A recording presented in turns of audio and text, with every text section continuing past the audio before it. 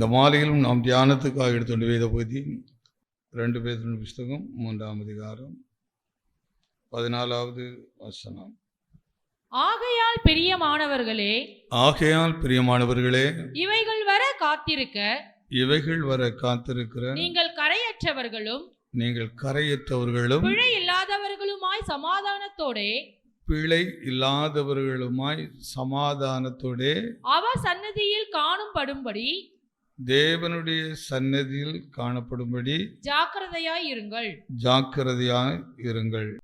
காலையில் ஆண்டவர் நமக்கு கொடுத்த பிரதான கிருபையினாலும் இரக்கங்களினாலும் இந்த வார்த்தையை எடுத்து நாம் தியானித்து அதை நம்முடைய வாழ்க்கையோடு சம்பந்தப்படுத்தி இந்த வசனங்கள் ஒவ்வொன்றும் படித்து நாம் மார்க் போட்டு போகிறதுக்கல்ல, இந்த வசனமும் என் வாழ்க்கையும், இந்த உபதேசங்களும் என் வாழ்க்கையோடு தான் நான் கனெக்ட் பண்ணி மனம் திரும்புவதற்கு எதுவாக தான் நாம் சபை கூடி வருகிறோம். அதுதான் தேவனுக்கு பிரியமானது, தேவனுக்கு சித்தமான ஒரு காரியங்கள். இதில் பேதுரு ரொம்ப அற்புதமான சில காரியங்களை குறித்து கேட்கும்போது அதில் ஜாக்கிரதையாய், அதாவது தேவனுடைய சமூகத்தில் வருவதற்கு ரொம்ப ஜாக்கிரதையாக இருக்க வேண்டும் என்பதற்கு பலவிதம் ஒரு இன்ட்ரோடக்ஷனாகவே அது கிட்டத்தட்ட 1 hour நம்ம அந்த காரியங்களுக்கு பேசினோம். வெளிப்படுத்தல் சுவிசேஷம் 12ஆம் அதிகாரத்தை எடுத்துக்கொண்டால் அதில் 3ஆம் 4ஆம் அந்த கண்டினியூவாக அந்த காரியங்கள் கொஞ்சம் தியானித்து பார்ப்போம். வெளிப்படுத்தின சுவிசேஷம் 12ஆம் அதிகாரத்தில் 3ஆம் 4ஆம் வசனங்களை கொஞ்சம் படித்து பார்க்கலாம். வேறொரு அடையாளம் வானத்திலே காணப்பட்டது. 7 தலைகளையும் 10 கொம்புகளையும் தன் தலைகளின் மேல் 7 முடிகளையும் உடைய சிவப்பான பெரிய வலு சர்ப்பம் இருந்தது. அதன் வாள் வானத்தின் நட்சத்திரங்களில் 1/3 பங்கை இழுத்து அவைகளை பூமியில் விழுத்தள்ளிற்று. அதன் வாள் வானத்தின் நட்சத்திரங்களில் 1/3 பங்கை இழுத்து அவைகளை பூமியிலே விழத்தள்ளிற்று. இந்த தேவ சமூகத்தில் நாம் ஜாக்கிரதையாய் இருக்கக்கூடாதபடிக்கு நான் நிறைய காரியங்கள் சொன்னேன். ஜாக்கிரதையாக இருக்கிறதுக்கு ஒவ்வொரு காரியங்கள் எப்படி இந்த காரியங்கள் எல்லாம் நான் தேவனுடைய சந்நிதியில் ஜாக்கிரதையாக இருக்கக்கூடாதபடிக்கு அது ஜாக்கிரதையை தேவன் விரும்புகிறார்.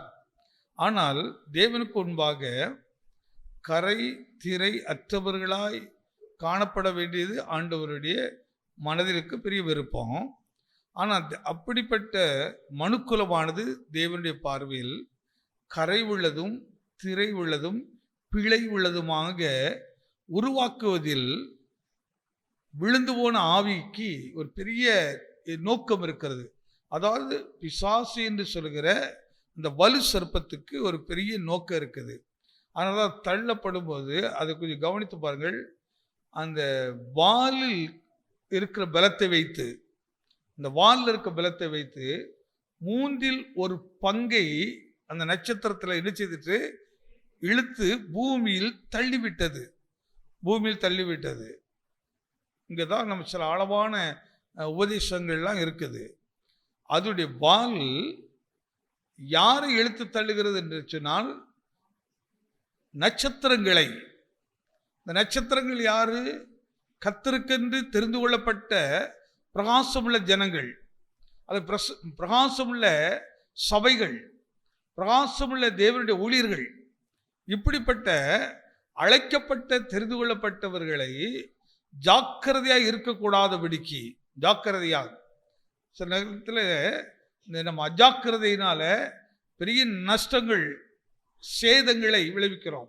திடீர்னு நம்ம ரோட்டில் வண்டி போயிட்டு ஓட்டிக்கிட்டு இருக்கிறோம், கொஞ்சம் கவனக்குறை வருவது பாருங்கள், எதிர்பார்க்காத நிலையில் ஒரு செகண்டில் குடும்பங்கள் அப்படியே மரணம் அடைந்து விடுகிறார்கள், தனி நபர்கள் மரணம் அடைந்து விடுகிறார்கள். அல்லது கவனக்குறைவினால் ஒரு கூட்டத்துக்குள் வாகனங்கள் நுழைந்து ஒரு பெரிய கூட்டத்தையே அழித்து விடுகிறது. இப்படி கொடுமையான சம்பவங்கள் எல்லாம் நான் நிறைய பார்க்க அஜாக்கிரதையினால கொஞ்ச நேரத்தில் நடந்து விடுகிற காரியங்கள். அதே போல் சில நேரத்தில் நம்ம அஜாக்கிரதையாய் நான் பேசுகிற சில வார்த்தையினால் பெரிய நஷ்டங்களையும் இழப்புகளையும் நாம் சந்திக்க வேண்டியிருக்கிறது.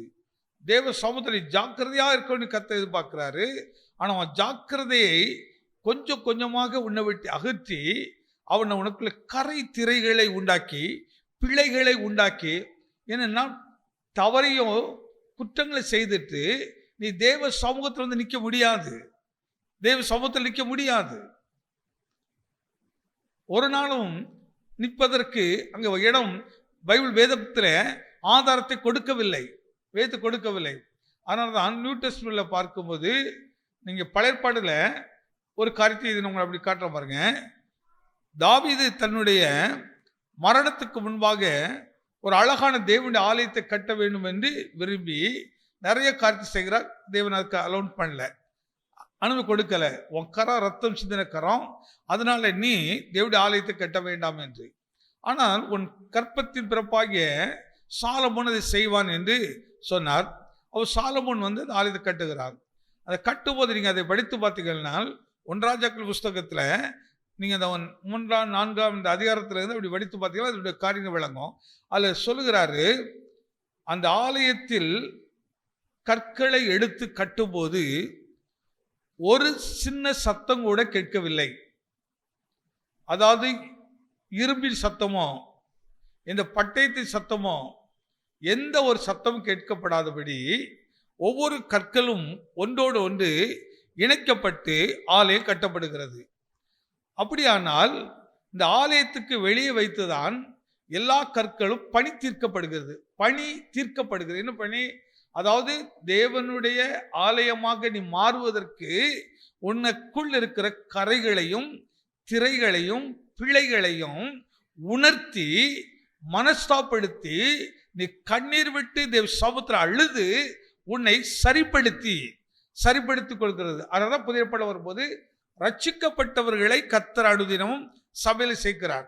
இதுதான் தேவனுடைய திட்டம். பாருங்க, தேவன் திட்டம். மனுஷர்கள் இன்னைக்கு நாம் எப்படி நினைக்கிறோம்? எல்லாரையும் தேவனுடைய சபையில் சேர்க்க வேண்டும்.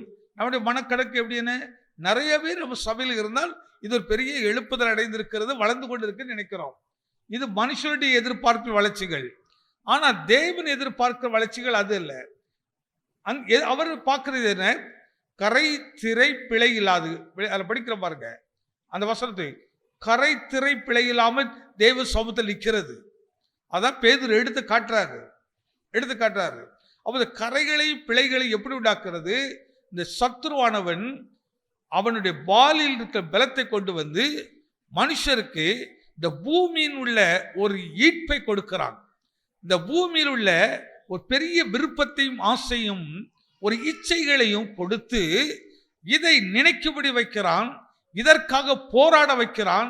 இதற்காக எதையும் பேசுவோம், எதையும் செய்வோம், என்ன வேணாலும் பண்ணும்படியாக, அதாவது குற்ற உணர்வு இல்லாதபடி, தவறு என்கிற சிந்தையே இல்லாதபடிக்கு நம்முடைய மனதில் இருக்கிற நோக்கமானது முழுவதும் கெட்டு போய் நாம் இந்த கெட்ட காரியங்களை செய்ய ஆரம்பித்து விடுகிறோம்.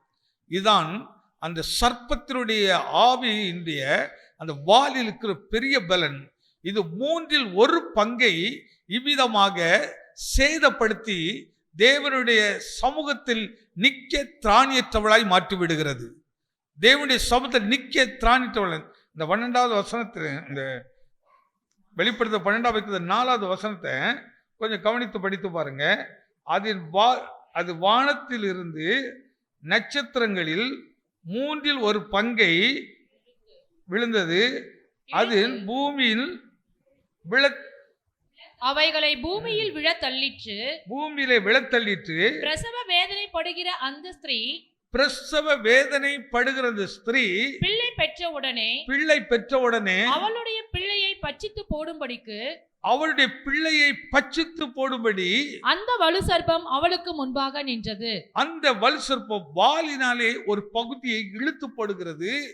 ஆனால் ஆண் பிள்ளையை பெற்ற உடனே அதை பட்சிக்கும்படி, அதை கொல்லும்படிக்கு அந்த பிள்ளைக்கு முன்பாக தன் தலையை உயர்த்தி நிற்கிறது.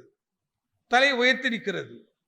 ஒரு பக்கம் வாளினாலும் வேலை செய்ய வல்லமை வெளிப்படுத்துகிறது. இன்னொரு பக்கம் அந்த பிள்ளையின் ஜீவனை எடுக்கும்படியாக தன்னுடைய தலையை உயர்த்தி நிற்கிறது. இன்னைக்கு சர்ப்பங்கிறது நீங்க இதை மெட்டீரியல பார்க்குற பாம்பு நினைச்சிட்டு இருக்காதீங்க, பாம்பு நினைச்சிட்டு இருக்காதீங்க. இந்த உலகத்தினுடைய பாம்பின் வாயிலிருந்து புறப்பட்ட விஷமுள்ள வார்த்தைகள், அதாவது பொய்யின் வார்த்தைகள். ஏதேன் தோட்டத்தில் எப்படி சர்ப்பமானது ஏவாளை வஞ்சித்து போட்டதோ, ஏவாளை எப்படி பேசிச்சு? தந்திரமாய் பேசினது. அவனை பாருங்க, தந்திரம் உள்ளவர்கள். இந்த உலகத்தில் நம்ம சிலரை பார்த்துட்டு பெரிய அறிவாளி என்போம், புத்திசாலி என்போம், பெரிய பெரிய அவங்களுக்கு அடைமொழியெல்லாம் கொடுப்போம். ஆனால் இவைகள் யார் என்றால் தந்திரம் உள்ளவர்கள். தந்திரம் யாருடையது? இயேசு தந்திரம் உள்ளவரா, பிசா தந்திரம் உள்ளவரா? இந்த தந்திரம் அப்படின்னா என்னதுங்க? அப்படி அர்த்தம் என்ன? தாம் செய்ய போற தீமையை கேட்கிறவர்களுக்கு, அதாவது அதை பார்க்கிறவர்களுக்கு தீமையே என்று தெரியாத அளவுக்கு தன் மனதில் இருக்கிற வஞ்சனையை நன்மையின் வடிவமாக, அதாவது புரோஜனமான ஒரு வடிவமாக, புரோஜனமாக இருப்பதை போல என்ன செய்கிறது? அழகாக பேசு. ஒரு நண்பன் ஒருத்தனை கொலை செய்ய நினைக்கிறான். அவனை கூட்டு போகும்போது எப்படி சொல்லி கூட்டு போவான்? நான் உன்னை கொல்ல போறேனே கூட்டு போவான். அழகான ஒரு முறையை சொல்லுவான். அதில் சிநேகிதன் என்று அழைப்பான். வா, உனக்கு நான் இதெல்லாம் செய்கிறேன் என்று சொல்லுவான். ஆசை வார்த்தை காட்டுவான். சபை இதெல்லாம் கொஞ்சம் கவனத்தில் வைத்திருக்கணும். தேவனுடைய பிள்ளைகள், ஆசை வார்த்தைகளுக்கு ஒரு நாளும் இடம் கொடுக்க கூடாது. இந்த ஆசை வார்த்தை நீ கேட்டினா நீ தேவ சமூகத்தில் நிக்க திராணி இல்லாத ஆளா மாறிடுவார். உன்னை வெக்கப்படுத்திடும், உன்னை அவமானப்படுத்திடும். அப்போ இந்த பாரம் தான் அப்போஸ்தலருக்கு இருந்துச்சு. இந்த பாரத்தோடு தான் அவர்கள் தங்களுடைய ஊழியர்களை போராடி போதிக்கிறார்கள், பிரயாசப்பட்டு போதிக்கிறார்கள். கஷ்டத்திலும் நஷ்டத்திலும் அவமானத்திலும் அவர்கள் பிரயாசப்பட்டு போதிக்கிறார்கள், பிரசங்கிக்கிறார்கள். பிரசங்கங்கிறது ஒரு அழகானது அல்ல, பாடுள்ளது. பிரசங்கம் என்பது ஏதோ ஷோ மாதிரி கிடையாது, ஷோ காட்டுறது இல்லை. அது மனதின் உள்ளத்திலிருந்து வருகிற பாரங்களை வெளிப்படுத்தி காட்டுகிறது. ஒரு ஆத்துமா கெட்டு போனா அந்த ஒரு தேவ மனுஷனுக்கு அந்த விதத்தில் உள்ளம் உடையும். அதை நடத்துகிறவர்களுக்கு அந்த பாரம் இருக்கும். ஒரு முறை காசுமணி பேரில் நான் அங்கே ஒரு அண்ணா நகர்னு ஒரு சின்ன இடம் இருக்குது, அங்கே ஊழியம் செய்துட்டு இருந்தேன் என் திருமணத்துக்கு முன்னாடி. அப்போ அங்கே ஒரு மெசேஜ் கொடுத்துட்டு இருக்கும்போது ஆண்டவர் திடீரென்று சிம்சோனை குறித்து பேசுகிறார். நான் சப்ஜெக்ட் எடுத்துகிட்டு போகும்போதே டக்குன்னு இடையில சிம்சோனை பற்றி வருது. அப்போ அந்த இடத்துல இந்த காரியங்கள், சிம்சோனுடைய கண்கள், அவனுடைய செயல்பாடுகள், இதை குறித்து அப்படியே பேசி என்ன ஆண்டவர் இந்த இடத்துல இதெல்லாம் நம்ம எடுத்த சப்ஜெக்ட் சம்மந்தம் இல்லாமல் வருது அப்படின்ட்டு இந்த ப்ரே முடிஞ்சோடனே அன்றைக்கு ஒரு 2 வாரமாக அந்த ஒரு ஃபேமிலி வருது. வந்தவங்க இந்த வார்த்தையை கேட்ட உடனே நான் எவ்வளவோ காரியத்தை மறைச்சிக்கிட்டே வரேன், ஆனால் ஆண்டவர் இப்போ நீங்கள் எனக்கு தெரிஞ்சவங்க பேசியிருந்தாங்கன்னா நான் வேற மாதிரி யோசிச்சிருப்பேன். ஆனால் நீங்கள் எனக்கு தெரியாத ஆள், நான் 2 வாரம் தான் அவங்க சர்ச்சைக்கு வந்திருக்கிறேன். ஆனால் இந்த 2வது வாரத்திலேயே என் வாழ்க்கையை கர்த்தர் அப்படியே படம் மாதிரி அந்த வசனத்தோடு காட்டுறாருயா. அந்த நபர் வேற யாரும் இல்லை, நான் தான். என் ஜீவியம் சரியில்லை, என் குடும்பத்தினுடையது சரியில்லை. நாங்கள் இதிலிருந்து வெளி வருவதற்காக எனக்காக ஜெபம் பண்ணுங்க. நான் என்ன செய்யணும், எனக்கு ஆலோசனை கொடுங்கள். மனம் திரும்புதல். ஆனால் தான் பரலோகம் மனம் திரும்புதலாக எதிர்பார்க்குது. சபை மாற்றம் அடையன்னு விரும்புகிறாரு. மனம் திரும்ப இல்லாம ஒண்ணுமே கிடையாது. என்ன பிரசவம் பண்ணாலும் ஒன்றும் இல்லை, என்ன பாட்டு பண்ணாலும் ஒன்றும் இல்லை, என்ன பண்ணினாலும் ஒன்றுமே கிடையாது. மனம் திரும்புங்கள். பரலோக ராஜ்யம் ரொம்ப பரலோக ராஜ்யம் என்ன? சமாதானம் பக்கத்தில் இருக்குது. ஒரு விஷயத்தை விளங்கிடுங்க, எத்தனை பேருங்க நல்ல பூரண சமாதானத்தோடு இந்த இடத்துல வந்திருக்கீங்க? நான் சமாதானத்தோடு இருக்கிறவங்க மட்டும் ஒரு கையை வைத்து ஆண்டவருக்கு மகிமை செலுத்துவோம்.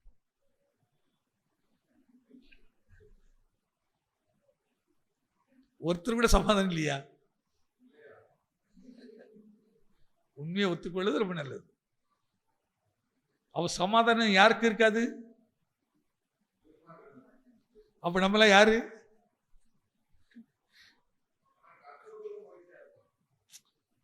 அவ கர்த்தருக்குள் மகிழ்ச்சியா இருந்தீங்கன்னா அப்ப சமாதானம் இருக்காதுன்னு அர்த்தம். இப்பதான் இல்லைன்னு சொன்னீங்க. நீங்க என்ன நினைக்க கூடாது, நம்ம நினைக்க கூடாது. நம்ம நினைக்கிற தப்பு தப்பா தான் தெரியும். கர்த்தருக்கு முன்னாடி நிற்கும் போது பிரச்சனை 1000 இருக்கட்டுங்க, எவ்வளவு வேணா இருக்கட்டும், ஆனா கர்த்தருக்குள்ள திடமனதா இருக்கிற, மகிழ்ச்சியா இருக்கிற, கர்த்தருக்குள்ள எப்பொழுது சந்தோஷமா இருக்கிறேன்னு எதோ சந்தோஷமா இருக்க முடியும். எங்க சந்தோஷம் வந்தா பிரச்சனை தானே ஒழிஞ்சு போயிருங்க. இதான் உண்மை. சமாதானம் வீட்டுக்குள்ள வந்துருச்சு சொன்னா, சந்தோஷம் நிறைய வந்துட்டுனா பிரச்சனை ஒண்ணெல்லாம் போயிடும். ஆனா பிரச்சனைய உள்ள வச்சிருக்கிறானா உனக்கு சமாதானம் இல்லைன்னு அர்த்தம். அவ யாருக்கு சமாதானம் இல்லை? துன்மார்க்கருக்கு சமாதானம் இல்லை. அவ துன்மார்க்க தேவ சமூகத்தில் நிற்க முடியுமா? நிற்க முடியாது. ஏதான் பேதுரு எழுதி காட்டுறாரு, தேவனுக்கு முன்பாக நிற்க திராணி உள்ளவர்களாக மாற்றுவேன். நான் பிரச்சனை இந்த உலகத்தில் வராதுன்னு சொல்லவே மாட்டேன். அதுவும் கர்த்தருடைய பிள்ளைகள் நிறைய பிரச்சனை வந்துகிட்டே தான் இருக்கும். அது புதுசு புதுசாலாம் வந்துகிட்டு தான் இருக்கும். ஆனால் எப்படி விஷம் போட்டது உள்ள வந்தாலும் அதுக்கு நாம் ஒரு நாளும் உள்ள இடமே கொடுக்க மாட்டோம். சர்ப்பம் வந்து இப்படி பேசுகிறாங்களும் இடம் கொடுக்க மாட்டோம். இப்படி வந்தாலும், ஏனால் அது பழைய ஏவாள். ஆனால் இன்னைக்கு நான் புதிய ஏவாளாக இருக்கிறேன். அது பழைய ஆதாம், இன்னைக்கு நான் புதிய ஆதாமா இருக்கிறேன். அன்றைக்கு பழைய ஏற்பாடு சபை, இன்னைக்கு நான் புதிய ஏற்பாடு சபைக்குள்ள இருக்கிறேன். பரிசுத்த ஆவி நான் நடத்தப்பட்டிருக்கிறேன். என்னை எந்த ரூபத்தில் வந்தாலும் சத்துரு நினைச்ச முடியாது, வஞ்சிக்க முடியாது. ஏன் வஞ்சிக்க முடியாது? எனக்குள்ளே சத்தியம் இருக்கிறது. சத்தியத்தை அறிவிக்க சத்தியங்களை விடுதலாக்கிட்டே இருக்கும். எப்படி தந்திரமா வந்து காதுல ஓதிக்கிட்டே இருந்தாலும் சரி, இப்படி ஓதிக்கிட்டே இருந்தாலும் எப்படி இருந்தாலும் 1/3 அப்படி வாலால இழுத்து கொண்டு போட்டான். இன்னைக்கு எத்தனை பேர் அந்த வாளுக்கு அடிமையா இருக்கிறீங்க? அது சொல்ற சொல்லுக்கு, அது செய்கிற செய்கிறர்களுக்கு நம்ம அடிமையா இருக்கிறோமா இல்லையா? ஒருத்தர் பாஸ்டரோட பேசுகிற ஒரு அழகா சொன்னார், இந்த முதிர்ந்த வயது உள்ளவங்க, நல்ல கர்த்தருக்கென்றே அந்த ஊழியத்தில் இருக்கிறவங்க, தேவன் அழைத்து ஊழியத்துங்க. இன்னைக்கு ஊழியர்னா எல்லாம் ஊழியத்தில் நினைச்சுறாங்க. சம்பாதிக்க ஊழியத்து வந்தவங்க உண்டு, எதுக்காக பணத்துக்காக ஏதோ நோக்கத்தெல்லாம் வந்தவங்களும் உண்டு. தேவனால் ஊழியத்துக்கு வந்தவங்க நிறைய ரொம்ப கம்மியானவங்க தான். தேவனால் ஊழியத்துக்கு வந்தவங்க ரொம்ப ரொம்ப கம்மியானவங்க. அவங்களுடைய செயல் எல்லாமே ரொம்ப வித்தியாசமாக இருக்கும். அப்படி ஒரு தேவ மனுஷனை பேசிட்டு இருக்கும்போது ஒரு விஷயத்தை அவர் சொன்னார், நான் பார்த்தம்பி உன் ஊழியங் பாதையில் அப்போ நான் இவங்களோட ரொம்ப ஃப்ரெண்ட்ஷிப்பாக இருப்பேன். அவங்கள்ட்ட சில ஆலோசனை கேட்பேன். சில நேரம் தடுமாட்டம் வர்றோம். அப்போ அவங்கள்ட்ட திருப்பி கேட்பேன், பாஸ்டர் எப்படி இருக்குது, என்ன பண்ணலாம், எப்படி செய்யலாம் அப்படின்ட்டு. அவர் ரொம்ப அற்புதமாக சொல்கிறேன், முதல்ல தம்பி கொஞ்சம் ஜோமுன்னு அப்படிப்பார். எடுத்தோடனே நம்மளே ஜோமுன்னு சொல்லுவார். நம்ம அவர்கிட்ட போய் நீங்கள் ஜோமுனுங்க அப்படின்னா, சரி நான் ஜோமுனுங்க. நம்ம வாயிலிருந்து புறப்படுற வார்த்தை வச்சுக்கிட்டே சொல்லுவார், நீ கட்டுகளுக்குள்ள இருக்கிறா, அதனால முதல்ல நீ மணந்துருவ அப்படிப்பார். நீ முதல்ல அது வெளிவரக்கு பிரயாசப்படு, நீ கட்டில் பாதிக்கப்பட்டிருக்கிறா, அதனால தான் உனக்கு இந்த குழப்பம். எனக்கு ஆரம்ப காலத்தில் விளங்கலை, ஏன்னா இவர் பாஸ்டர் சொல்கிறாரு. அதுக்கப்புறம் அந்த அனுபவத்தை நான் வந்த பிறகு தான் தெரியுது, ஆமாம் இது எவ்வளவு உண்மையான விஷயத்தை கற்றுக் கொடுத்துருக்கிறாரு, எவ்வளோ அற்புதமாக கற்றுக் கொடுத்துருக்கிறாரு. அதுக்கப்புறம் நம்ம யாருக்கு செய்ய சொல்ல மாட்டோம். இப்போ நிறைய மனசை கஷ்டம் வந்தால் நம்ம உடனே யாரையாவது போய் நினைச்சுவோம், இவன் இமானுவேலுக்கு மனசுக்கு ரொம்ப கஷ்டம் வந்துச்சு, உடனே இமானுவேலுக்கு கஷ்டம் எதுக்கு வந்து சொல்லுவீங்க?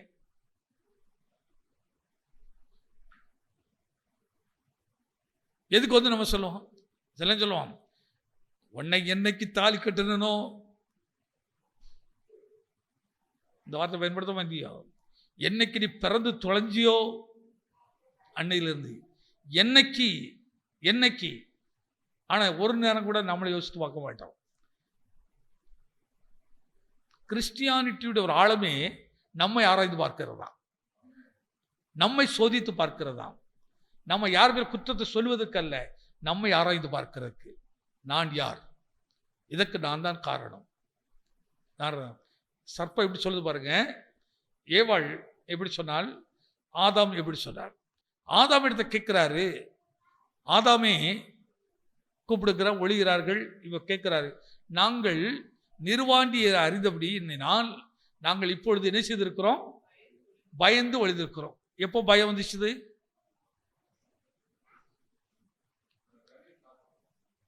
எப்போ பயம் வந்துடுது? எப்போ தேவனுடைய கட்டளையை மீறுகிறோமோ அப்பொழுது அங்கே கனிலையோ எதிரே ஒன்றும் கிடையாது. முறை விளங்கிடுங்க. அதில் ஒரு அடையாளங்களை சொல்லப்பட்ட விஷயம்தான். அந்த தோட்டம், அந்த மரங்கள் ஒரு அடையாளங்களை சொல்லப்பட்டது. அங்கே சொன்னது என்ன? இதை நீ புசிக்கு நாளை சாவாய். கட்டளை, அவனுடைய வார்த்தை. வார்த்தையை மீறினதுனால ஒரு செகண்ட்ல என்ன உண்டாயிட்டது? இவர்களுக்குள் மகிமை விலகிச்சுது. விலகின உடனே பலவிதமான பயத்தின் ஆவிகள் உள்ள வந்துச்சு. இப்ப தேவ சமூகத்தில் நிற்க முடியல. தேவன் வருவார், பேசுவார் மாலை பொழுதுல. இப்ப தேவ சமூகத்தில் நிற்க கூடாதபடிக்கு இவருக்கு என்ன வந்துட்டது? கரையும் திரையும் பிழையும் உள்ள வந்துச்சு. இவையில் வந்த உடனே பயம் உள்ள வந்துச்சு. பயம் உள்ள வந்த உடனே இப்போ தேவ சமூகத்தோடு விலகி ஓடுகிறோம். ஓடுறோமா ஓடலையா? ஜபத்தை விடுறோமா விடலையா? எத்தனை பேர் தெய்வ சமூகத்தில் ஜபத்தை விட்டுருக்கிறோம்? எப்படி ஜபத்தை விடுறீங்க? யார் விட வைக்கிறது? எதனால் இது நடக்குது? பேதுரு இந்த பாரத்தை தான் வெளிப்படுத்துறாரு, இந்த வேதனை வெளிப்படுத்துறாரு. வாசிக்க பேதுருல எப்படி சொல்றாரு பாருங்க. ஆகையால் பிரியமானவர்களே, இவைகள் வர காத்திருக்கிற நீங்கள் கரையற்றவர்களும் பிழையில்லாதவர்களும் சமாதானத்தோட அவர் சந்நிதியில் காணப்படும்படி.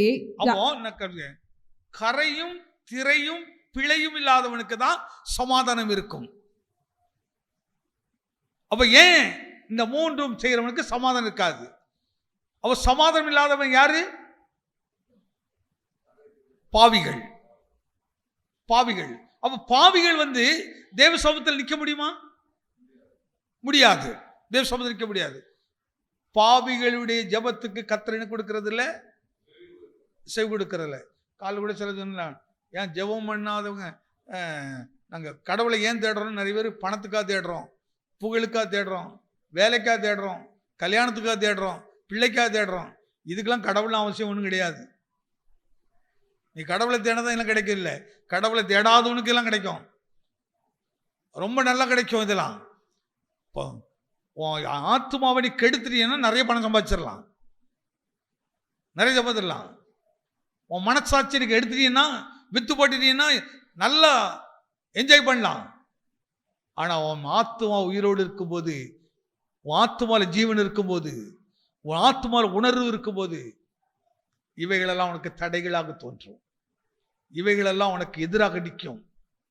அதனால தான் உன் ஆத்துமா வாழுவது போல நீ எல்லாவற்றிலும் வாழ்ந்து சுகமா இருப்போம்.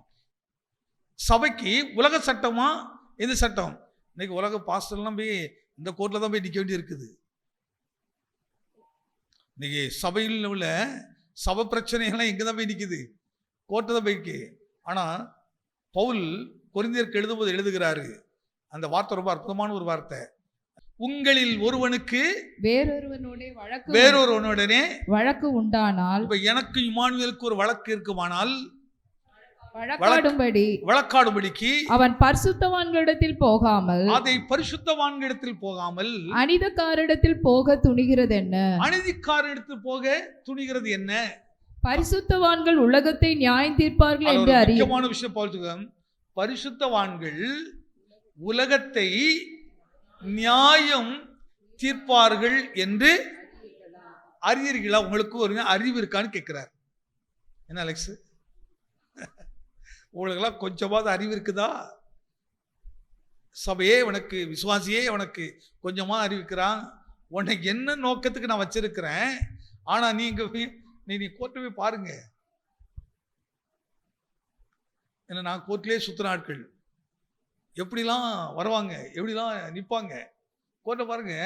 இன்னைக்கு பவுல் சொல்றாரு, சபைக்கு சொல்லி கொடுக்குறாரு, நீங்க உங்களிடத்துல வழக்கு வரணும். ஆனா நீங்க யார் இடத்துல போய் நிற்கிறீங்க? அநீதிக்காரன் இடத்தில் போய், அநீதிக்காரத்தில் போய் உங்க வழக்கை எடுத்துட்டு போய் சொல்லிட்டு இருக்கிறீங்க. அதனால ஒரு காரியத்தை விளங்க, உனக்கு நஷ்டமே வந்தாலும் சரி, உனக்கு நஷ்டமே வந்தாலும் சரி, நீ வழக்காடும்படி நீ போகாத. நமக்கு இந்த உலகம் சில ஒழுங்கெல்லாம் கொடுத்துருக்குது. ஒரு பிரச்சனை வந்தால் நமக்கு யார்கிட்ட தான் போகணும்? காவல்துறை. இதெல்லாம் போகணும். இது உலகத்தின் அடிப்படையில். ஆனால் ஸ்பிரிச்சுவல் அடிப்படையில் நீ என்ன செய்யாத, அதை செய்யாத. இந்த ரெண்டுக்கும் ரொம்ப வித்தியாசம் இருக்குது. இது தேவன் விசாரிப்பார் என்று நம்புவது, தேவன் கவனித்துக் கொள்வார் என்று நம்புவது, தேவன் எனக்கு உதவி செய்வார் நம்புவது, தேவன் என்னுடைய கண்ணீரை துடைப்பார் என்று நம்புவது, தேவன் என் பிரச்சனைக்கு தீர்ப்பார் என்று நம்புவது. அதனால்தான் கர்த்தர் மேல் உன் பாரத்தை வைத்து விடு. ஆனால் தான் சங்கீதம் படிக்கும் போது அவர் உங்களை விசாரிக்கிறவரானபடினான்னு சொல்கிறாரு. அவரிடத்துல பாரத்தை வைத்து விடு சொல்றாரு. ஆனா இன்னைக்கு பாரத்தை நாம் தேவ சமூகத்தில் வைக்கல. ஒன்று நானே சுமக்கிறேன், அல்லது என் பாரத்தை அநீதிக்காரர் இடத்துல போய் சொல்லுகிறேன், அநீதிக்காரர் கொடுக்கிற ஆலோசனை கேட்கிறேன், அதுபடி இருக்கிற பாவிகளாய் மாறுகிறோம். அதை கரை உள்ளவரும் திரை உள்ளவள மாறுகிறோம். அதனால் நீ தேவ சமூகத்தை நிற்க திராணியற்றுள்ள மாறுகிறோம். வெளிப்பார்வையில் நாம் தேவ சமூகத்தில் நிற்கலாம், வெளிப்பார்வையில் தேவ சமூகத்தில் நின்று ஆடலாம், பாடலாம், எல்லாம் செய்திடலாம். ஆனா தேவனுடைய பார்வையில் நம்முடைய ஒரு வார்த்தையோட கர்த்தர் கேட்க மாட்டார். அவர் சமுத்திரக்கு எப்படி திராணி நமக்கு வரும்? அப்போ ஒவ்வொருவரும் ஆழமா எடுத்து காட்டுவாங்க, நம்ம ஜீவியத்தை எடுத்து காட்டுறாங்க. நீ கொஞ்சம் யோசித்து பாருங்க. ஏன்னா நான் இந்த காரியத்தை கடந்து வந்திருக்கிறேன். கரை திரை அற்றவர்களாய் நீ தேவ சமூகத்தில் ஒரு சொல் கண்ணீர் விட்டு பாரு, உன் கண்ணீர் கற்ற கணக்கில் வரும். தேவ சமூகத்தில் வந்து நிற்கும். அவர் உங்களை விசாரிக்கிறார் சொல்ற பைதர் எழுதுறாருல, அவர் உங்களை விசாரிக்கிறவர் அப்படின்னால் உங்கள் கவலைகள் எல்லாம் எங்க கொண்டுவீங்க? அவர் மேல வச்சிருங்க. நமக்கு தெரிந்து புரிந்திருந்தாலும் செய்யக்கூடாது. தெரியாம செய்யாம இருக்கிற ஒரு விஷயமா இருக்கணும். தெரிந்து நமக்கு சில ப்ரொடெக்ஷன் இருந்தாலும் அதை கூட செய்யாம நம்ம கர்த்தர் மேல அந்த பாரத்தை வைக்கிறோம் பாருங்க. கர்த்தர் நமக்காக யாவையும் செய்து முடிக்கிறவருங்க. கர்த்தர் நமக்காக யுத்தம் பண்ணுகிறவர். நம்மள பிராக்டிக்கலான லைஃப். நீ உலக சட்டம் வேற, ஆவிக்குறி சட்டம் வேற, பைபிள் ஒன்று காட்டுறது வேற. நீ அதை எது மேல் நம்பிக்கை வைக்கிறீங்க? எந்த ஆலோசனை கேட்குறீங்க? துன்மார்க்கான சொல்கிற சங்கீதம் இல்லை, துன்மார்க்கருடைய ஆலோசனை நடவாமலும் பாவிகளுடைய வழியில். ஏன் துன்மார்க்கருடைய ஆலோசனை உன்னை தேவ சமூகத்தை நிற்க விடாது. அதான் பேதர் எடுத்து காட்டுகிறாரு. அந்த வார்த்தை மீண்டும் வருது படிங்க. இல்ல ஆகையால் பிரியமானவர்களே, இவைகள் வர காத்திருக்க நீங்கள் கரையற்றவர்களும் பிழை இல்லாதவர்களுமாக சமாதானத்தோட. எப்படி பார்க்க கவனிக்கங்க. நம்ம ஒரு விஷயத்தை பேசும்போது கூட ஆண்டவரே நான் அந்த பேசும்போது அது எனக்கு ஒரு பிழையாய் மாறிடக்கூடாது, இதை செய்யும் போது ஆண்டவரே எனக்கு ஒரு குற்றமாய் மாறிவிடக்கூடாது. அப்ப சொல்லும் செயலிலையும் அவ்வளவு ஜாக்கிரதையா இருக்கிறது, அவ்வளவு கவனமா இருக்கிறது. நம்ம வாயிருக்குன்னு பேச முடியாது, வாயிருக்குன்னு எல்லாத்தையும் பண்ணிட முடியாது. அது பிழையாய் மாறாதபடி. அப்படி பிழையாய் மாறும்போது சொல்றாரு, என்ன சொல்றாரு? பிழை இல்லாதவர்களுமாய் சமாதானத்தோட அவர் சந்நிதியில் காணப்படும்படி ஜாக்கிரதையாய் இருங்கள். எங்க ஜாக்கிரதையா இருக்கணும்? இவைகள் இல்லாமல் அவருடைய சந்நிதியில் காணப்படும்படி. அவருடைய சந்நிதிங்கிறது எழுத்தின்படி சபை குறித்தாலும் ஆவியின்படி பரலோக ராஜ்யத்தை காட்டுது. நமக்கு பரலோக ராஜ்யத்துக்குள்ள நாம் போக வேண்டுமானால், அதுக்குள் பிரவேசிக்க வேண்டுமானால், இந்த கரை திரை பிழை உள்ளவர்களாய் அவருடைய சந்நிதிக்குள் போக முடியாதுன்னு சொல்றாரு. நம்ம எதுக்கு லாபமானாலும் நஷ்டம் என்று விடணும். அது நமக்கு நியாயம் இருக்கலாம், நீதி இருக்கலாம். ஆனாலும் ரொம்ப அற்புதமான வழிநடத்த பாருங்க. இது கொஞ்சம் இந்த உலகம் ஏற்றுக்கொள்ளாது. இந்த உலகத்துக்கு எதுக்கு நான் இப்படி விட்டு கொடுக்கணும் அப்படிலாம் சொல்லும். ஆனா கர்த்தர் சொல்றாரு, நீ விட்டு கொடுத்துரு, நீ மறந்துரு. சரி அன்னைக்கு பேசிட்டாங்களா விட்டுரு. அதே நினைச்சுக்கிட்டே இருக்காத, அதே நீ குற்றமாக நினைச்சுக்கிட்டே இருக்காத. ஒருவர் குற்றங்களை ஒருவர்கள். ஒரு இடத்துல சொல்றாரு இயேசு, நீங்க இந்த பூமியில ஒருத்தருடைய குற்றத்தை ஒருத்தர் மன்னிக்கலன்னா பரலோகத்திற்கு பிதா உங்கள் குற்றங்களை எப்படி மன்னிப்பார்? அப்படிதானே? பைபிள்லாம் வாசிக்கும் போது ரொம்ப நல்லா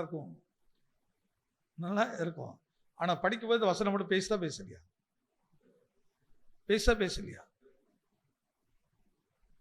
சர்ப்பம், அதாவது விழுந்து போன ஆவி அந்த வாளை வச்சுட்டு மனுஷனை கடவுளுடைய ராஜ்யத்துக்குள்ள போகக்கூடாதபடிக்கு இந்த உலகத்தின் ஆசையை நீங்க நல்லா கவனிச்சு பாருங்க.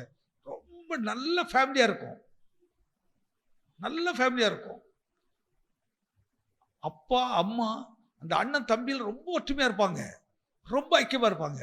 ஒரு ஸ்டேஜில் அந்த பணம் சொத்து அப்படின்னு வரும்போது பாருங்க, எப்படிதான் எதிரியா மாறுறாங்கன்னு தெரியல, எப்படி மாறுறாங்கன்னு தெரியல.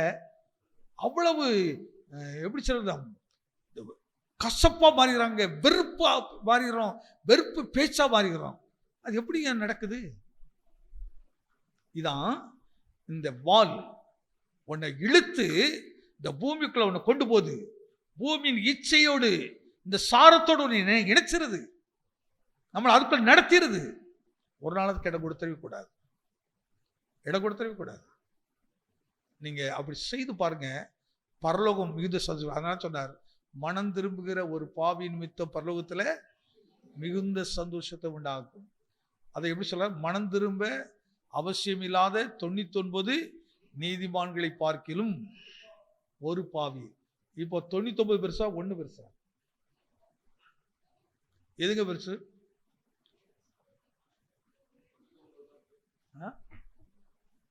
99 ரூபா கொடுத்த வாங்கிங்களா, 1 ரூபா கொடுத்த வாங்குவீங்களா?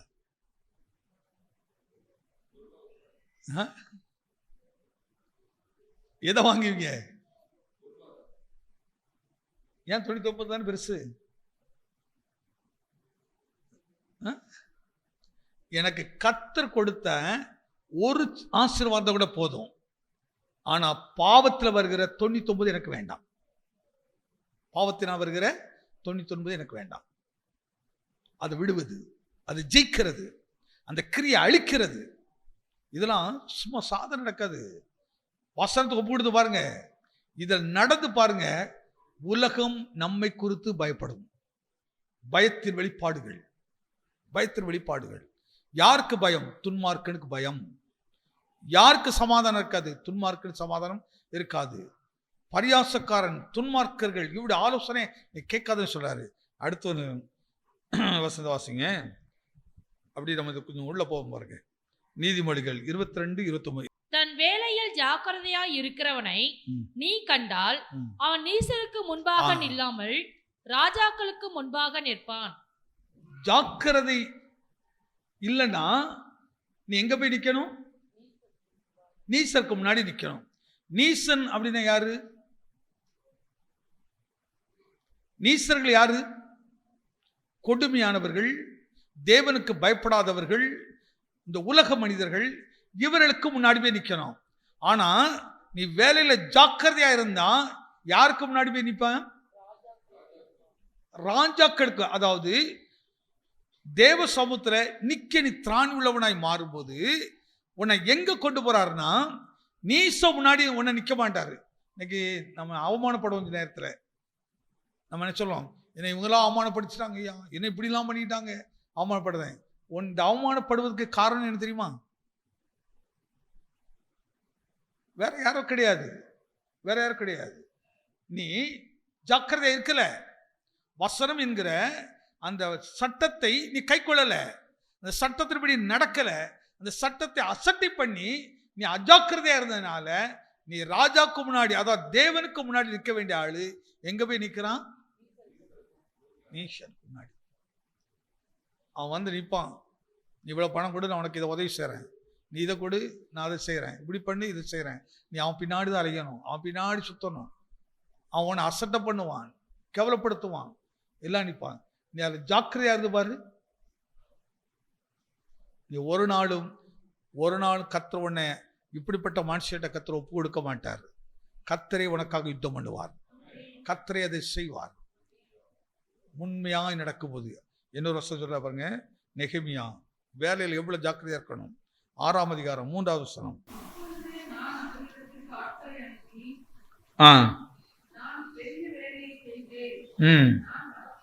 நான் பெரிய வேலை செய்கிறேன், நான் வரக்கூடாது. நான் அந்த வேலை விட்டு உங்களிடத்தில் வருகிறது, அது மெனக்கட்டு போவானே ஆ ம் இது யாரு சொல்றா? இந்த வார்த்தை சொல்றது நல்லா தெரிஞ்சு வச்சாங்கண்ணே. 1ஆம் வசனத்தை வாசிங்க. நான் அலங்கத்தை கட்டி முடித்ததையும்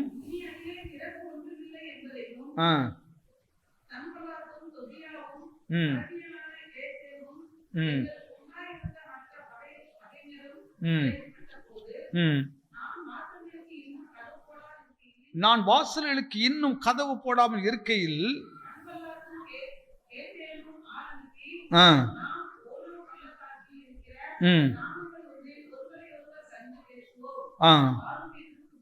ஒருவரை ஒரு சந்தித்து பேசுவ வாருங்கள் என்றார்கள். அவர்களோ என்றால் எனக்கு பொல்லாப்பு செய்ய நினைத்தார்கள்.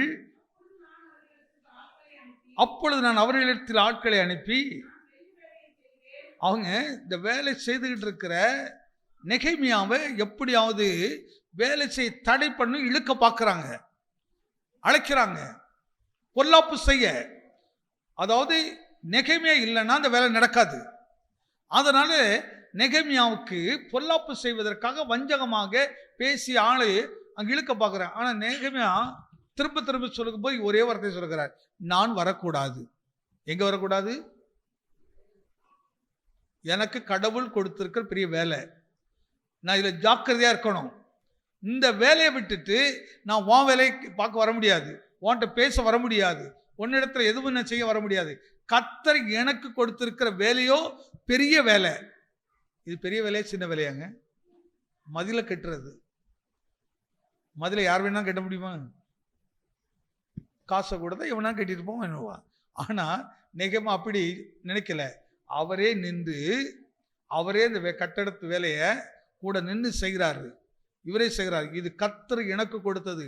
அலங்கம் விழுந்து கிடக்கிறது. இந்த அலங்கம் இப்படி கிடந்துனால் இதுக்குள்ள பலவிதமான பொல்லாதவர்கள் நுழைந்து என் ஜனத்துக்கு தீங்கை செய்வார்கள் என்று நினைத்து அந்த மதிலை கட்டுவதற்காக அங்க பிரயாசப்பட்டு கொண்டிருக்கிற இந்த நெகேமியாவை எப்படியாவது இழுக்க நினைக்கிறார்கள். நெகேமியாவுக்கு திரும்ப சொல்ல ஒரே பதில் தான், நான் வரக்கூடாது.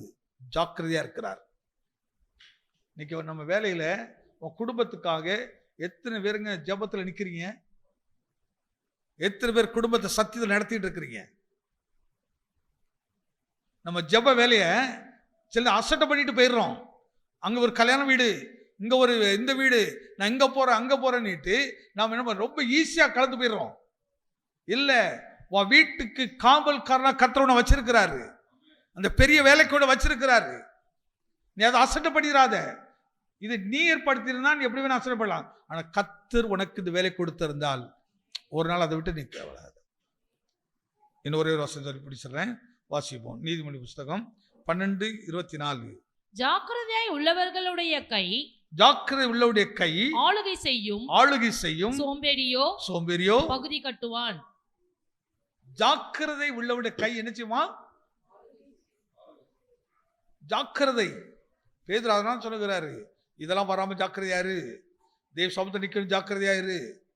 நெகேமியா சொல்றாரு, இங்கே சாலமோனும் சொல்கிறாரு. என்ன சொல்கிறாரு? ஜாக்கிரதை உள்ளவனுடைய கை என்னத்தை கட்டும்? ஆளுகை செய்யும். ஜாக்கிரதை இல்லாதவனுடைய கை ரொம்ப விளங்குறமா சொன்னா, ஜாக்கிரதை இல்லாதவன் வட்டி கட்டிகிட்டே இருப்பான். உழைச்சி உழைச்சி உழைச்சி உழைச்சி உழைச்சி என்ன செய்யிட்டு இருப்போம்? வட்டி கட்டிகிட்டே இருப்போம். எப்போது நடக்கும்? நீ ஜாக்கிரதையா இருந்திருந்தா நீ எங்க இருந்திருப்பான்? எங்க இருந்திருப்பான்? நீ உன் வீட்டை ஆளுக்கு செய்துக்கிட்டு இருந்திருப்பான். ஆனா நீ ஜாக்கிரதை இல்லாதனால, இதெல்லாம் ரொம்ப கவனமா ஆண்கள்லாம் நினைக்கணும். நீ ரொம்ப அசட்டியா நிர்விசாரம் செல்லாம் பொறுப்பெடுக்க விரும்புறதே இல்லை. எல்லாவும் பார்த்து விடுவாங்க, ஆனா அவங்க பார்த்து விடுவாங்க. பரவாயில்ல, நீ ரொம்ப கஷ்டப்பட வேண்டியிருக்கும். ஜாக்கிரதை. ஜாக்கிரதை இல்லைன்னா வருமானம் வேற இடத்துக்கு போயிட்டே இருக்கும். நீ உழைத்து இன்னைக்கு 99% நிறைய பேருங்க இந்த மார்வாடி கடையில் வட்டிக்கு வாங்கிட்டு அங்கதான் கொண்டு கட்டிக்கிட்டே இருக்கிறோம். பகுதி கட்டுவான். வேலையில ஜாக்கிரதை இல்லாதவன், குடும்பத்தில் ஜாக்கிரதை இல்லாதவர்கள், தொழிலில் ஜாக்கிரதை இல்லாதவர்கள், ஊழியத்தில் ஜாக்கிரதை இல்லாதவர்கள், எல்லாத்தையும் ஜாக்கிரதை, கவனமாக இருக்க வேண்டும். நீ கவனமாக இருந்தா ஆளுகை செய்வாய். ஆனால் கவன குறைவுள்ளவனாய் மாறினா, அப்படிதானே அருள்ராஜ்? இப்போ அருள்ராஜ் வேலையில் ரொம்ப ஜாக்கிரதையாக அவன் கொடுக்கப்பட்ட வேலையை கரெக்ட் டைமில் கரெக்டாக முடிச்சுட்டு போனாக்கி என்ன செய்வான்? ஆஃபீஸாக ஆளுவான். அல்லைன்னா அவன் மாமையில் ஆளுவான். அவனை பார்த்தா அவனுக்கு பயம் வரும். ஐயோ இவன் கேட்டுருவானோ, இது பண்ணலையே. கரெக்டாக அவன் ப்ராஜெக்டை முடிச்சிருந்தா என்ன இருக்கும்? அப்படிதானே அருண்? மேலே காதியாரோட நம்மளை பார்த்து பயப்படுவான். மேலே கூட அப்போ அவன் கரெக்டாக இருக்கிற ஆள், சரியாக இருப்பான். அவன்கிட்ட போய் பேசுகிறவன் இடம் கூட நம்மளை பேசிடுவான். உங்களை பார்த்து பயம் இருக்கும். ஆனால் நீ சரியாக இல்லைன்னா வேற மாதிரி இருக்கும். அப்போது வாழ்க்கையோட வசனத்தை படிங்க, வாழ்க்கையோட நடத்துங்க. அதை இந்த வசனத்தின்படியே நடங்க. உங்கள் வீடு பாலும் தேன் மாதிரி இருக்கும். உங்கள் வீடு எருசலேம் வாழ்வாக இருக்கும். ஆனால் தான் நீ எருசலேமின் வாழ்வை காண்பாய். இன்னைக்கு பெரிய சோதனை காலத்தில் இருக்கிறோம். ஃபேமிலியின் அஸ்திவாரங்களை உடைக்கப்பட்டுக்கிட்டே இருக்குது. ஆனால் அதை பற்றி யாரும் பெரிய கவலைலாம் பண்ணுற மாதிரி இல்லை. யாரும் கவலைப்படுற மாதிரிலாம் இல்லைன்னா டோன் கேர் மாதிரி ஆகிட்டாங்க. நீ இல்லைன்னா இன்னொரு ஆளுடா, இவா இல்லைன்னா இன்னொருத்தி. இந்த வேற மாதிரி கலாச்சாரத்துக்குள்ள வந்துட்டோம். அந்த மாதிரி இருதயங்கள்லாம் பிசாசின் குடியிருப்பு கூடாரமாக மாறிட்டு துணிகரங்கள் கரையும் திரையும் பிழையுமாய் நீ வாழ்க்கை மாறிட்டு. நீ கரையும் திரையும் பிழையுமாய் இருந்த பேதர் கேட்கிறாரு, நீ எப்படி தேவ சபத்தை நிற்பாய்? நம்ம முன்னாடி கொஸ்டின் வைக்கிறார். எப்படி அவன் முன்னாடி வந்து நிற்பான்? நான் உனக்கு இவ்வளவு கட்டளை கொடுத்திருக்கிறேன், இவ்வளவு சத்தியங்கள் கொடுத்திருக்கிறேன், எப்படி உனக்கு இந்த துணிகரம் வந்துச்சுன்னு கேட்பார். எப்படி நிற்க முடியும்? யோசிச்சு பாருங்க. ஒரு வாசம் சொல்லி முடிச்சிடறேன், வாசிப்போம். 21:5. செல்வத்துக்கும் பதறுதலுடைய நினைவுகள் தரித்திரத்துக்கும் ஏதுவாயிருக்கும். என்ன விஷயம் சொல்றாரு? ஜாக்கிரதை உள்ளவருடைய நினைவுகள் செல்வத்துக்கும். ஜாக்கிரதை உள்ளவருடைய நினைவுகள் செல்வத்துக்கும். செல்வம்னா என்ன? செல்வம்னு சொன்னானே என் கல்லாவில் நிறைஞ்சிக்கிட்டே இருக்கணும். அதான் நமக்கு பிள்ளைகள் செல்வமா? செல்வம் இல்லையா? பெரிய செல்வம். அந்த பிள்ளைகள் உனக்கு கேடா மாறும்போது அது எப்படி இருக்கும்? பிறந்துச்சுது, வளர்ந்துச்சுது. ஆனா அந்த பிள்ளைகள், அதனால ஒரு நாள் நீங்க என்ன செய்யாதீங்க, பிள்ளைய அது இஷ்டத்துக்கு விடக்கூடாது. அது இஷ்டக்கூடாது. சிலர்லாம் பிள்ளை பேச்சு இவங்க கேட்பாங்க. நம்ம பேச்ச பிள்ளை கேட்கணுமா, பிள்ளைக்கு பேச்ச நம்ம கேட்கணுமா? என்ன பேச மாட்டேங்கிறீங்க? இப்போ உங்க வீட்டிலலாம் எப்படி நடக்குது? உங்க பேச்ச பிள்ளைகள் கேட்குதா, பிள்ளைகள் பேச்ச நீங்க கேட்குறீங்களா?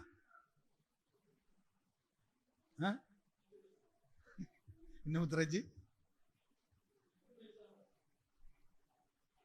உண்மைதானே? உண்மைதான். அப்படிதானே கேட்கணும். ஆமே. அந்த வார்த்தை மீன் படிங்க. நினைவுகள் செல்வத்திற்கும். ஜாக்கிரதை உள்ள நினைவுகள். உன் நினைவுகள் நேரம் நம்ம போயிட்டே இருக்குது. அதான் ஒரு நான் அப்படியே இப்போ நிறைய விஷயத்திலேயே போனோம். எனக்கு ஜாக்கிரதை உள்ள நினைவு எது மேலே? உன் குடும்பத்து மேலே உனக்கு ஜாக்கிரதை இருக்கணும். உன் தொழில் மேலே உனக்கு ஜாக்கிரதை, தொழில் செய்கிறவங்களுக்கு இருக்கணும். வேலை செய்கிறவங்களுக்கு அது மேலே ஜாக்கிரதை இருக்கணும். குழந்தை மேலே ஜாக்கிரதை இருக்கணும். அந்த குழந்தைய எப்படி வளர்க்கணும் ஜாக்கிரதை இருக்கணும். அந்த குழந்தைய கர்த்தருக்கு பிரியம் வளருதானே பார்க்கணும். பிள்ளைகள் பெற்றோர் சொல்லுறதை அப்படியே கேட்கணும். அதுக்கு அப்படியே கீழ்ப்படியணும். பெற்றோரை பிள்ளைகள் ஆளுகை செய்யக்கூடாது. அதனுடைய ஆலோசனை நீ கேட்கக்கூடாது. ஏன்னா அதுக்கு பெரிய விஷயம் தெரியாது. ஆனா தெரிந்த மாதிரி பேசும். எல்லாமே தெரிந்த மாதிரி, தனக்கு தான் எல்லாமே தெரிந்த மாதிரி பேசுவோம். எனக்கு ஒரு நல்ல விஷயம் உங்களுக்கு சொல்லிக் கொடுக்கன்னா, எல்லா விஷயம் தெரிஞ்சவங்க ரொம்ப அமைதியாக இருப்பாங்க. ஆனா ஒண்ணுமே தெரியாதவங்க தான் படக்கு படக்கு படக்குன்னு அடிச்சுட்டே இருப்பாங்க. அப்படிதானே? தெரிந்தவங்க ரொம்ப அமைதியாக இருப்பாங்க. சரி சுதந்திரம் போராட்டம் பேசலாம், ரொம்ப அமைதியாக இருப்பாங்க. அவங்க பதற மாட்டாங்க. அப்படி சொல்ல பாருங்க. நினைவுகள் செல்வத்துக்கும் பதறுகிறவனுடைய நினைவுகள் தரித்திரத்துக்கும் ஏதுவாகும். நல்லா கழிச்சு. பதறுகிறவனுடைய இருதயம் தரித்திரத்துக்கும். இப்ப சில யோசிப்பாங்க, ஏன் எனக்கு தரித்திரம் வந்துச்சுது, ஏன் என் வாழ்க்கையில தரித்திரம், ஏன் என் முன்னேற்றம் தடைப்பட்டுச்சுது, ஏன் என் வளர்ச்சி தடைப்பட்டுச்சுது? பதறுகிறது. ஆனா வேதம் சொல்கிறது விசுவாசிக்கிறவன் பதறான். அப்போ தேவ வசனத்தை நீ விசுவாசித்திருந்தா, தேவ வார்த்தையை நீ கவனித்திருந்தால், அதன்படி நடந்தால் உன் இருதயம் நினைச்சிருக்காது, பதறாது. பதறுகளுடைய ஒரு மனுஷன் பதட்டம் வந்துட்டா அடுத்த பின்னாடி வரப்போற தரித்திரியம். பதற்றத்தை கொடுக்கிறது யாரு? விசுவாசு. பதட்டம் வந்த உடனே தான் பாருங்க, ஒரு பெரிய விஷயம் இருக்காது, ஒரு சின்ன விஷயம் தான் இருக்கும். உடனே நம்ம வேலை செய்யற இடத்துல தட்டா உடனே பேசிடுவான், மேல உடனே மதிக்காம பேசிடுவான். உடனே அவன் பார்ப்பான், இவன் இப்படிலாம் பேசுறான், தூக்கி அதில் ஏதாவது குற்றத்தை சாட்டுவான். வீடுகள் அப்படி நடக்கும். பதட்டம் பிசாசின் ஆயுதங்கள். ஒரு நாள் பதட்டமே இருக்கக்கூடாது. தோல்வியே வந்தால் கூட பதறக்கூடாது, ஏமாற்றம் வந்தால் கூட பதறக்கூடாது, அமைதியாக இருக்கணும். ஏன் வந்தது அப்படியே கொஞ்சம் கவனிச்சு பார்ப்பீங்க, அந்த வழியை சரிப்படுத்துவீங்க, அடுத்து அழகாக சக்ஸஸாக மாறிடுவீங்க. எதை விசுவாசிக்கிறீங்க? அதுக்காக உபதேசங்கள். அப்படிக்கு பதற்றத்தோட எத்தனை பேர் இருக்கிறீங்க? பதட்டம் வந்து தப்பு செய்வோம், தவறு செய்திருவோம். நான் வெறும் பிரசங்கத்தை மட்டும் பண்ணல, வெறும் பரலோகத்தை மட்டும் காட்டல, இந்த பூமியிலையும் நீங்க எப்படி ஜெயிக்கணும், இந்த பூமியில கர்த்தர் நம்மளை எப்படி ஆசீர்வதிக்கிறார், எப்படி நம்ம நடத்துறாரு. அவ பதறுகிறவன் எப்போ பதற்றம் வருதுன்னா, சிலருடைய ஹார்ட்ல கை வச்சு பார்த்தீங்கன்னா படக்கு படக்கு படக்கு படக்குன்னு அடிக்கும். பார்த்துருக்கீங்களா? உள்ள சரியான பிசாசு உள்ள வந்துருச்சு. இந்த பதட்டம் வந்த உடனே தான் அப்படி பேசும்போது உதடு நடுக்கும், கையெல்லாம் நடுக்கும், அப்படியே நடுக்கத்தில் நிற்போமா இருங்க. அது பெரிய தரித்திரத்தை உண்டாக்கிறோம். தரித்திரம் நஷ்டத்தையும் கேடுகளையும் உண்டாக்கிறோம். அதனாலதான் அழகா நீதிமொழியில் எடுத்து காட்டுறாரு. அந்த வாசிமா இப்படி சொல்லுங்க. ஜாக்கிரதை உள்ளவனுடைய நினைவுகள் செல்வத்துக்கும். ஜாக்கிரதை உள்ளவனுடைய நினைவுகள். ஜாக்கிரதைங்கிறது எவ்வளவு முக்கியமான கேரக்டர் பாருங்க. இங்க இருக்க ஒவ்வொருவரும் கவனத்தில் வச்சுடுங்க. உங்களுக்கு என்ன வேலை கொடுத்திருந்தாலும் சரி, படிக்கிற வேலையா ஜாக்கிரதையா படிங்க, சின்ன வேலை செய்யற ஜாக்கிரதையா செய்யுங்க, குடும்ப வாழ்க்கையா ஜாக்கிரதை, ஊழியமா ஜாக்கிரதை, எதுனாலும் ஜாக்கிரதையா இருந்து பாருங்க. அப்ப சுதந்திரத்துக்கு மேல எவ்வளவு கவனமா இருக்கிறது. எனக்கு இந்த ஊழியத்தில் கற்றுக் கொடுத்த ஒவ்வொரு விசுவாசிகளும் எவ்வளவு கவனமா நான் அவங்கள உருவாக்க வேண்டி இருக்குது பாருங்க. எவ்வளவு கவனமா உருவாக்கணும். நான் அந்த உலகத்தின் ஆசீர்வாதம் உருவாக்குற ஆள் இல்லை, தேவனுடைய ராஜ்யத்துக்காக அந்த பிரயாசப்படுறது, அதான் போதிச்சுட்டே இருக்கிறது. வசனமும் வாழ்க்கையும், வசனம் வாழ்க்கையும், வசனம் வாழ்க்கையும். இதை கரெக்டாக கவனிச்சு நீங்க அதுபடி நடந்து பாருங்க. நம்முடைய சபை 100-101 இருக்காது. தேவன் எதிர்பார்க்கிற அவருடைய மனம் விரும்புகிற மாதிரி கர்த்தராகிய இயேசு கிறிஸ்துவின் வருகைக்கு ஆயத்தமாக இருக்கும்.